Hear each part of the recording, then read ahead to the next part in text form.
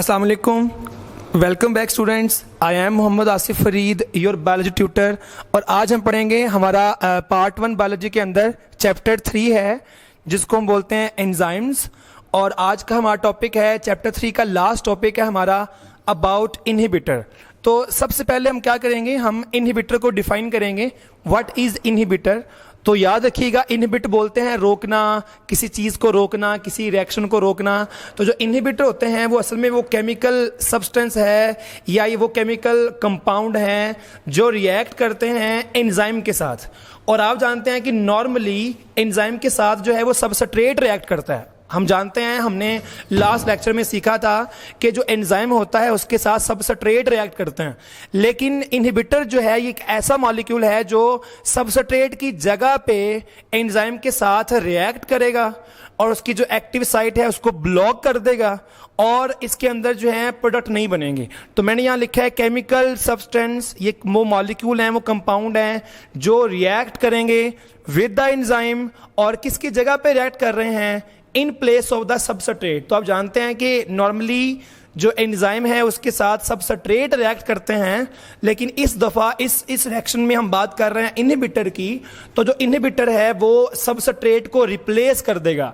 और जाहिर है कि जो इनहिबिटर है वो एक्चुअल सबस्ट्रेट नहीं है, इसलिए जब इनहिबिटर कंबाइन करेगा तो इससे क्या होगा, इससे जो है ब्लॉक हो जाएगी एक्टिव साइट। ठीक है, क्योंकि ये असल सबस्ट्रेट नहीं है बल्कि ये इनहिबिटर है, इसलिए क्या होगा, जो एक्टिव साइट है ब्लॉक हो जाएगी। और जब ये ब्लॉक होगी तो या तो ये आर्जी तौर पे ब्लॉक होगी यानी कि टेम्पोरेरीली ब्लॉक होगी, या ये परमानेंटली ब्लॉक हो जाएगी। तो जैसे भी ब्लॉक हो, चाहे टेम्पोरेरीली ब्लॉक हो चाहे परमानेंटली ब्लॉक हो, तो क्या नहीं बनेगा, there will be no product formation. तो ये आपका काम पूरा हो गया विद शॉर्ट क्वेश्चन के व्हाट इज इनहिबिटर। तो हमने सीखा कि जो इनहिबिटर है ये ऐसी केमिकल सब्सटेंस है जो रिएक्ट करता है with the enzyme in place of substrate, और ये ब्लॉक कर देगा एक्टिव साइट को टेम्पोरेरीली और permanently and will not be converted into the product. अब हम देखेंगे एग्जांपल्स कि इनहिबिटर के अंदर एग्जांपल कौन सी आती हैं। तो मैंने यहाँ लिखा है एंटी मेटाबोलाइट्स, सायानाइड है इसके अंदर, एंटीबायोटिक्स हैं। तो आपको पता है कि बैक्टीरिया को मारने के लिए हम लोग जो है वो एंटीबायोटिक्स को यूज करते हैं। तो वो जो एंटीबायोटिक्स हैं वो भी बैक्टीरिया के लिए इनहिबिटर का काम करती हैं। तो ये हमने शुरू किया है टॉपिक इनहिबिटर का। काफी आपका अहम जो है ये शॉर्ट क्वेश्चन है बोर्ड के लिहाज से कि डिफाइन इनहिबिटर, और आप इसके अंदर जो एग्जांपल्स मेंशन करेंगे। जो हमारा नेक्स्ट पार्ट है वो हमारे पास है टाइप्स ऑफ इनहिबिटर। ठीक है, तो ये पार्ट बड़ा अहम है आप लोगों का। तो याद रखिएगा कि जो इनहिबिटर होते हैं वो दो तरह के होते हैं। एक को बोलते हैं इरिवर्सिबल इनहिबिटर और एक को बोलते हैं रिवर्सिबल इनहिबिटर। तो ये जो हमने पार्ट शुरू किया है ये हमारे पास है टाइप्स ऑफ इनहिबिटर। ठीक है, तो इसको बोलेंगे इरिवर्सिबल इनहिबिटर, उसे बोलेंगे रिवर्सिबल इनहिबिटर। तो पहले हम बात करेंगे अबाउट द इरिवर्सिबल इनहिबिटर। तो आप याद रखिएगा, तो आप जानते हैं कि जैसे आप केमिस्ट्री के अंदर पढ़ते हैं कि रिएक्शन दो तरह के होते हैं, रिवर्सिबल और इरिवर्सिबल। तो आप जानते हैं कि जो रिएक्शन इरिवर्सिबल होता है वो एक ही डायरेक्शन में चलेगा। यानी मैं कहना ये चाह रहा हूं कि ये जो इरिवर्सिबल इनहिबिटर है, जब ये इनहिबिटर एंजाइम को पकड़ लेगा तो ये स्ट्रांगली पकड़ता है, ये कोवलेंट बॉन्ड बना के पकड़ेगा, ये स्ट्रांगली पकड़ेगा और एंजाइम की जान नहीं छूटेगी, और जो वो पक्का जो है वो परमानेंटली जो है वो एंजाइम ब्लॉक कर जाएगा। तो मैंने यहां लिखा है कि जो इरिवर्सिबल इनहिबिटर में क्या होगा, दे चेक, ये रोक देते हैं रिएक्शन रेट। तो जो इरिवर्सिबल इनहिबिटर हैं ये रिएक्शन रेट को रोक देंगे। अच्छा, कैसे रोक देंगे? By occupying the active site. तो ये एक्टिव साइट को ऑक्यूपाई कर लेते हैं, उसको जो है उसको पकड़ लेते हैं, या ये डिस्ट्रॉय कर देते हैं ग्लोबुलर स्ट्रक्चर को। तो आपने याद रखना है कि जो हमारे पास इरिवर्सिबल इनहिबिटर है ये चेक करेगा रिएक्शन रेट को by occupying the active site. तो या जो है ये एक्टिव साइट को ऑक्यूपाई कर लेंगे, या ये डिस्ट्रॉय कर देंगे ग्लोबुलर स्ट्रक्चर ऑफ एंजाइम। और आप जानते हैं, मैंने आपको बताया था कि जो एंजाइम होते हैं उनकी खास शेप होती है जो उनके रिएक्ट करने के लिए बड़ी अहम होती है, उनकी एक्टिविटी के लिए बहुत अहम होती है। तो जब ये इनकी जो शेप है, जो ग्लोबुलर शेप है, जब ये डिस्टर्ब होगी तो एंजाइम जो है वो वर्क नहीं करेंगे। और मैंने आपको बताया था, अभी बताया है आपको मैंने, कि जो इरिवर्सिबल इनहिबिटर है ये स्ट्रॉन्ग बॉन्ड बना के पकड़ लेगा आपके पास एंजाइम को। तो दे occupy the active site by forming the covalent bond. तो ये स्ट्रॉन्ग बॉन्ड है। आप सब जानते हैं कि जो कोवलेंट बॉन्ड है वो एक स्ट्रॉन्ग बॉन्ड है। तो आपने याद रखना है कि जो इरिवर्सिबल इनहिबिटर हैं वो एक स्ट्रॉन्ग बॉन्ड बना के जो है हमारे पास जो है वो एंजाइम जो है उसको रोक लेते हैं। हमारा जो नेक्स्ट टाइप है वो हमारे पास है रिवर्सिबल इनहिबिटर्स। तो मैंने आपसे को बताया है, स्केच आपको बता रहा है कि जो इनहिबिटर हैं उसकी दो टाइप्स हैं। पहले हमने बात की है इरिवर्सिबल इनहिबिटर की, जिसमें हमने देखा था कि जो इनहिबिटर है वो कोवलेंट बॉन्ड बना के एंजाइम को पकड़ लेगा, उसकी एक्टिव साइट को ब्लॉक कर लेगा और कोई जो आपका एक्चुअल सबस्ट्रेट है उसके साथ रिएक्शन नहीं कर पाएगी। तो ये इसको बोलते हैं इरिवर्सिबल इनहिबिटर। तो अगर हम बात करते हैं रिवर्सिबल इनहिबिटर की, जो कि सेकंड मोस्ट इंपॉर्टेंट टाइप है इनहिबिटर की, याद रखिएगा कि जो रिवर्सिबल इनहिबिटर है ये जो है वीक लिंकेज बनाएगा विद द एंजाइम। तो अगर हम कंपैरिजन करें रिवर्सिबल इनहिबिटर का विद द इरिवर्सिबल इनहिबिटर, तो हमें आइडिया हो रहा है कि जो रिवर्सिबल इनहिबिटर है वो बनाएगा वीक लिंकेज, लेकिन जो इरिवर्सिबल था वो बना रहा था स्ट्रॉन्ग लिंकेज। तो आपने याद रखना है, क्योंकि जो रिवर्सिबल इनहिबिटर है वो वीक लिंकेज बनाएगा, इसका मतलब है कि अगर आप रिवर्सिबल इनहिबिटर से बचना चाह रहे हैं, अगर आप रिवर्सिबल इनहिबिटर के इफेक्ट से बचना चाह रहे हैं, उसको न्यूट्रल करना चाह रहे हैं, तो आपको एक्चुअल सबस्ट्रेट को इंक्रीज करना पड़ेगा। तो पढ़ते हैं यहां पर क्या लिखा है हमने। तो जो रिवर्सिबल इनहिबिटर है they form weak linkage with the enzyme, ये पहला पॉइंट। दूसरा पॉइंट, देयर इफेक्ट, जो रिवर्सिबल इनहिबिटर हैं, जो इनका असर है, जो इनका इफेक्ट है, आप उसको न्यूट्रल कर सकते हो by increasing the actual substrate concentration. तो अगर आप एक्चुअल सबस्ट्रेट की जो मिकदार है उसको बढ़ा देंगे तो इससे क्या होगा, इससे जो है वो रिवर्सिबल इनहिबिटर जो है उसकी जान छूट जाएगी। ठीक है, तो ये हम कंपैरिजन कर पा रहे थे इरिवर्सिबल का और रिवर्सिबल इनहिबिटर का। तो जो रिवर्सिबल इनहिबिटर है ये वीक लिंक बनाएगा एंजाइम के साथ और इनका जो इफेक्ट है आप उसको न्यूट्रल कर सकते हो by increasing actual substrate concentration. अभी आपको इसका आइडिया हो जाएगा।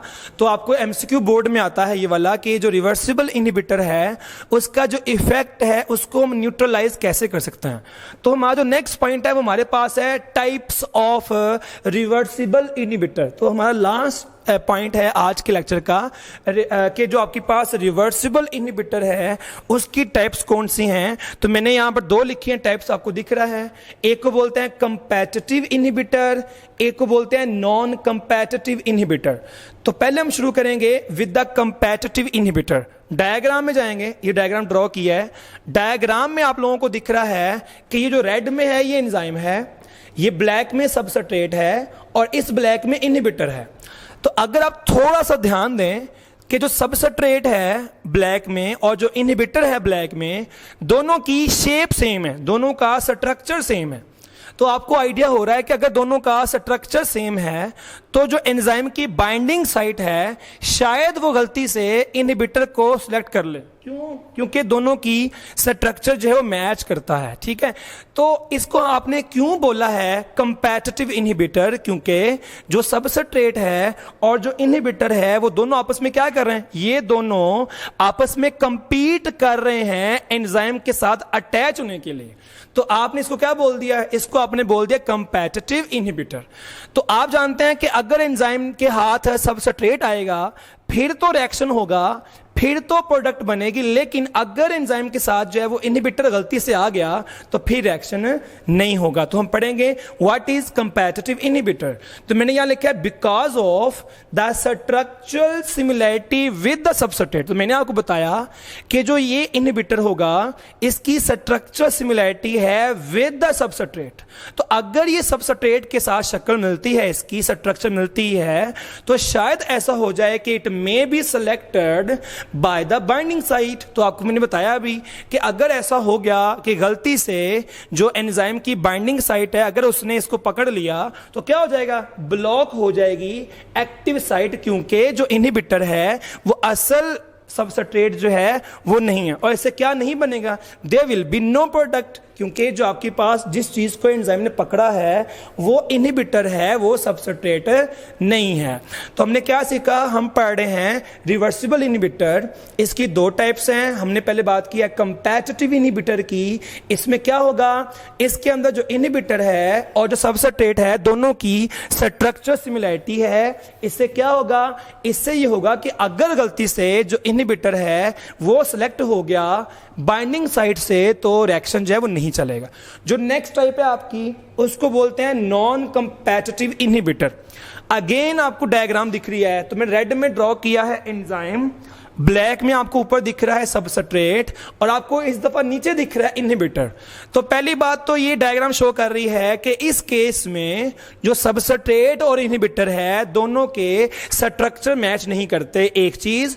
और दूसरा आपको दिख रहा है कि जो इनहिबिटर है वो एक्टिव साइट के अलावा कहीं और से पकड़ रहा है। तो इसलिए हमने क्या कहा बोला कि ये नॉन कंपैटिटिव है, मुकाबला नहीं कर रहा। तो अगर आप देखें कंपैटिटिव को, उसमें दोनों में मुकाबला था, यहां पर मुकाबला नहीं है। तो मैंने यहां लिखा है दे फॉर्म, जो नॉन कंपैटिटिव इनहिबिटर है it will form enzyme inhibitor complex, enzyme inhibitor complex. और ये जो एंजाइम इनहिबिटर कॉम्प्लेक्स बना है ये एक्टिव साइट पर नहीं बना बल्कि किसी और जगह पे बना है। तो वो मैंने यहां लिखा है they form enzyme inhibitor complex at a site other than the active site. तो आपने याद रखना है कि जो एंजाइम इनहिबिटर कॉम्प्लेक्स है वो एंजाइम वो बना है एक्टिव साइट से किसी और जगह पे, लेकिन तरीका वही रहेगा कि जब भी इनहिबिटर जो है वो पकड़ लेगा एंजाइम को तो एक्टिव साइट ब्लॉक हो जाएगी, चेंज हो जाएगी, अल्टर हो जाएगी और क्या नहीं बनेगा, नो प्रोडक्ट। तो आज हमने क्या सीखा, आज हमारा टॉपिक था, अब चैप्टर 3 का लास्ट टॉपिक था अबाउट इनहिबिटर। सबसे पहले हमने डिफाइन किया कि इनहिबिटर जो है वो क्या चीज़ है। तो ये वो मॉलिक्यूल हैं जो सबस्ट्रेट की जगह पे एंजाइम से रिएक्ट करेंगे और ये एक्टिव साइट को ब्लॉक कर देंगे और रिएक्शन नहीं चलेगा। फिर आपने देखी इसकी एग्जांपल्स। फिर हमने बात की टाइप्स ऑफ इनहिबिटर।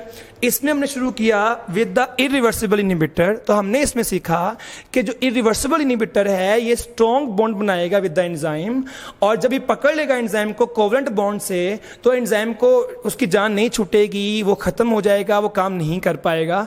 फिर आपने सीखा रिवर्सिबल इनहिबिटर। उसमें हमने सीखा कि जो रिवर्सिबल इनहिबिटर है वो वीक लिंकेज बनाएगा और इसके इफेक्ट को आप खत्म कर सकते हैं बाय एक्चुअल सबस्ट्रेट कंसंट्रेशन।